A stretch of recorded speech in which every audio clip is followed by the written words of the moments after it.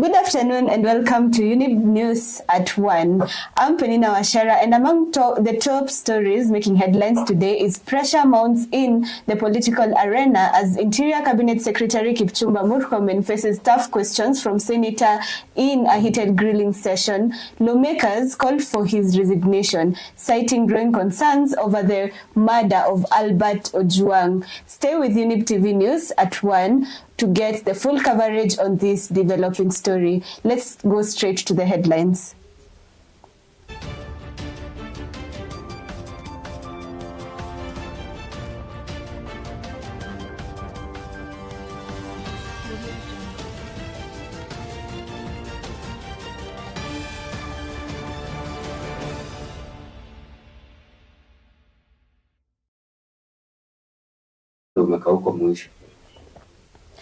President William Ruto has demanded that the murder of Albert Ojwang be investigated quickly, openly, and credibly. At the same time, following a contentious session at the Senate, senators pressed the Inspector General of Police and Interior Cabinet Secretary Kipchumba Murkomen to suspend and charge DIG Eliud Lagat with Ojwang's murder. Police Oversight Authority must make sure that officers in uniform who engage in criminal activity instead of protecting citizens must be brought to book, held to account decisively, efficiently. If the IG, who is supposed to have convinced himself on how Ojwang was handled, how can he be the same one now deflecting that responsibility to IPOA? He's supposed to give evidence in the same manner he'll give to IPOA when IPOA will call him to appear before them, Mr. Speaker. The offense of publication, why do you not consider inviting the person you think has offended to come to the police station for you to ask them questions? Why we are demanding that DIG Lagat steps aside, it is because he is a police officer and this matter revolves around him. The life of Albert Ojwang is as painful, Mr. Speaker, as the life of Father Lois, who was killed by criminals. It is also as painful as the life of that person killed in Garissa. There were other names. There were other 4 persons of interest. Are they alive? Or are they in a ditch somewhere? Are they at City Mortuary? He's supposed to tell us that if he's going sequentially. Why did he have to travel all the way from Homa Bay to Nairobi and ended up losing his life here? As to the reasons why he was transported from Homa Bay up to Nairobi. But basically, it is because in Nairobi, that is where the offense was actually committed. Mr. Speaker, this is an ongoing investigation. To the best of my knowledge so far, the information we only have is that the Deputy Inspector General of Police, despite being the DIG, took the step to report what he thought was an act of or a crime committed against him. Deputy Inspector General Eliud Lagat has been issued a 24-hour ultimatum by the opposition to step down and be arrested in connection with Albert Ojwang's murder. Kalonzo Musyoka, Justice Muturi, and Rigathi Gachagua were among the leaders who denounced the tragedy and charged the state with trying to conceal it. The opposition leaders also linked Safaricom to cases of abduction in the country. Calling not just for the resignation, but for the arrest and arraignment in court of the Deputy Inspector General of Police, Eliud Lagat, within 24 hours from the issuance of this statement. We similarly demand that the junior officers currently being persecuted be given witness protection. This is a cover-up and a diversionary tactic to delay this matter. The mandate of the DPP under the Constitution of Kenya is to direct the National Police Service and the Directorate of Criminal Investigations in writing to do investigations, not to direct the IPOA. We want to issue a direct warning that this amounts to aiding and abetting in the commission of these crimes against humanity, for which Kenyans will hold Safaricom responsible and either take appropriate legal action or boycott their services. We reiterate our call for the June 25th to be a people's public holiday, a day of memorial in honor of all Kenyans who have lost their lives under this regime. As the DCI and IPOA's investigations continue, Nairobi Central OCS Samson Taalam has been identified as the primary suspect in the death of blogger Albert Ojwang. There are now 5 more cops who were implicated in his detention, which raises grave questions about police behavior. Due to his apparent negligence, senators have called for the resignation of Interior CS Kipchumba Murkomen, sparking political pressure and popular fury over the incident. Alarm is the officer commanding Central Police Station. And from the totality of things, he should be treated as a prime suspect in the matter. Team comprising of Sergeant Sigei, Sergeant Wesley Kipkorir Kirui, PC Dennis Kenyoni, PC Milton Mwanze, and PC Boniface Rabudo went to Leader Center in Homa Bay County and arrested the deceased at around 2:30 p.m. It's very clear that the CCTV was working, but on trying to review the previous day's events, there was nothing. So it is very clear that the CCTV was tampered with. CS Murkomen, please, for the respect of this young man, you are yet to grow a child up to the age of 31.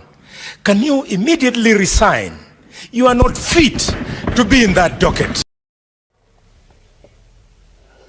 In other news, the Machakos County Assembly fell into turmoil for the second day in a row after the 9 suspended MCAs were denied entry to the chambers. The fiasco was marked by the deployment of police who used tear gas to scatter the unruly MCAs, with the standoff turning into running skirmishes.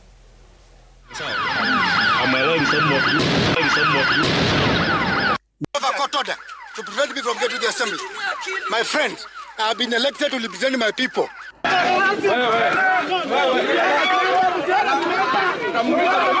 Certain attempts are claiming that I'm not supposed to be at the bunge. So I'm telling them I'm a member of the county assembly. So where am I supposed to be? They're telling me I'm supposed to be out. They have been instructed by the speaker that I should not get in the assembly. She has unilaterally decided to send us away. But what we are saying is the people who send us here, they did send us here to be their representative, and we are going to ensure that we follow the law. So we are asking her to stop these dictatorial tendencies and allow all the MCAs who are sent, who are elected, and those nominated to attend plenary session. You're watching the Younib TV live at 1. We'll be back with more stories making headlines.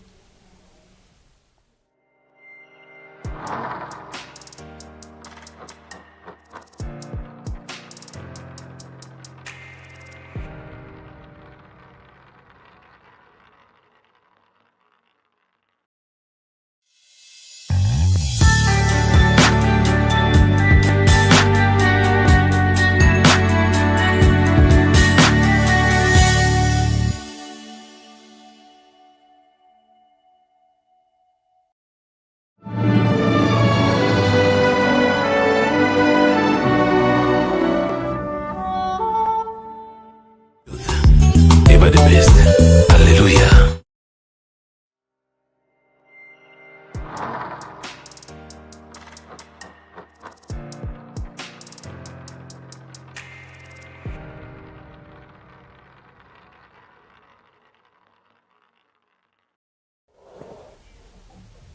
Welcome back. On to other news. The government is being begged by the family of Edward Kipchumba Terer, a medical officer who was kidnapped on June 2nd in Sabalat, Elgeyo Marakwet, to assist in finding him. It is reported that Kipchumba was taken by officers who identified themselves as police officers. Authorities in Megun, Uasin Gishu County, have not commented on the occurrence, leaving his family in worry. sina kitu ya kusema kwa sababu niko na uchungu mara mbili. Niko na uchungu baada ya mzee kushikwa wiki moja, mnaye ndugu yangu akashikwa Jumapili. Sasa my brother was abducted on Sunday when my husband was abducted on Monday after a week's work. We request the government led by the President, Honorable William Ruto, to let us know where our brother is. He is coming from Uasin County and he was in Elgeyo Marakwet working as a medic. We are also requesting Honorable Murkomen, the CS for Interior, to tell us what is happening and to give us a way forward, given that 24 hours already lapsed and as a family we do not have any communication. We are in an agonizing situation where we have gone all the way to Kapenkuria to see the mortuaries. We have gone to Sigor, we have gone to Iten, we have gone to Chesoi, we have gone to Kapsawar, we have gone to Moi Teaching and Referral Hospital and Kapsawar and Kabarnet, including the same Tot Health Center. Kwa nini waliwachilia wale wengine? Wale wengine tumesikia ni watu wa Marakwet huko. Na yete ni Mnandi. Kwa hivyo kwa nini alibaki? Nataka kijana wetu waachiliwe ama tuletewe mwili.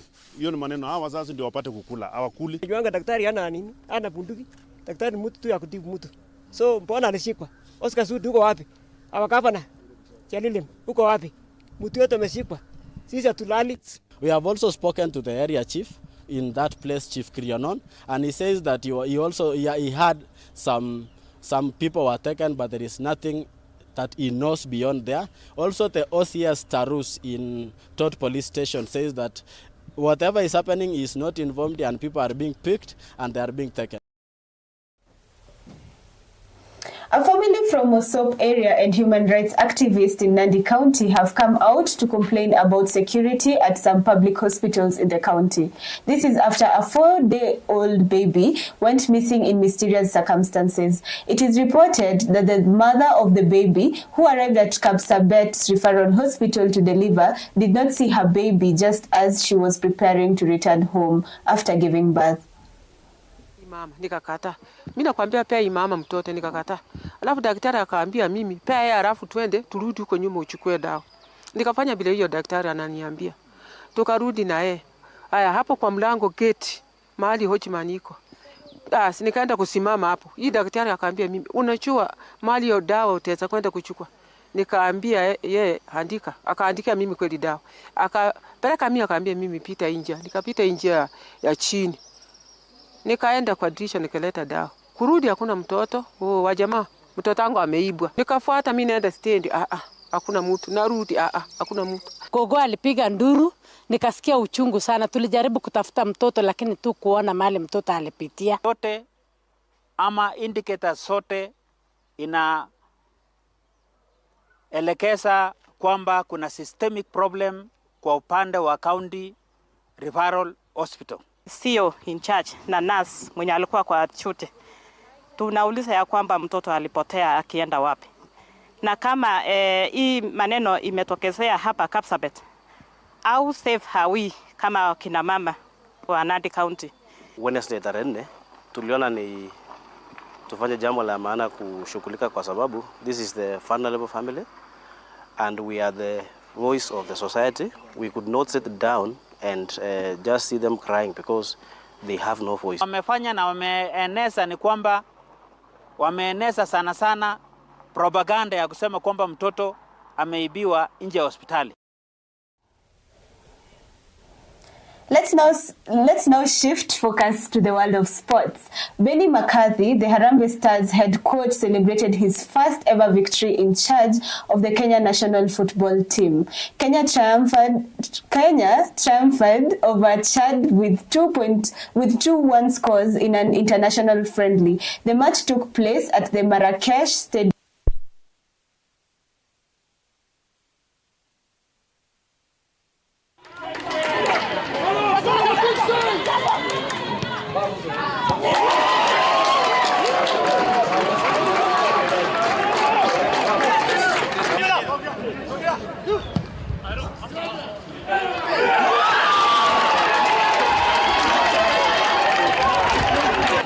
Na nimejituma, nimepata bao, nimepiga assist.